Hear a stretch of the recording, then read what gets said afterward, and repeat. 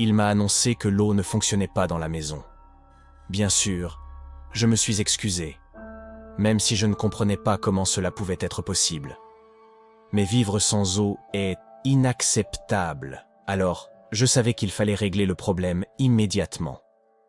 Je lui ai demandé si je pouvais passer rapidement pour vérifier afin de faire venir quelqu'un le matin. Il a accepté avec politesse, et je suis parti sur place quelques minutes plus tard. En arrivant dans l'allée, j'ai remarqué 2 voitures. À ce moment-là, ce n'était pas un signal d'alarme, mais juste un détail étrange, car ils étaient censés être un jeune couple en vacances, pour une seule nuit. Pourquoi auraient-ils loué 2 voitures distinctes? J'ai supposé que quelqu'un leur rendait visite, ce qui était normalement interdit, mais cela ne me dérangeait pas trop. Je me suis avancé vers la porte d'entrée, et j'ai frappé avant d'entrer le code et d'entrer. Il régnait un silence total.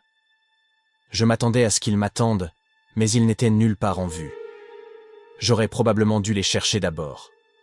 Mais j'étais fatigué, et je voulais juste en finir.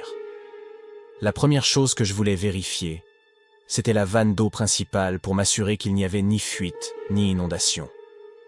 Je suis donc descendu au sous-sol, et j'ai vérifié la vanne. Tout semblait normal.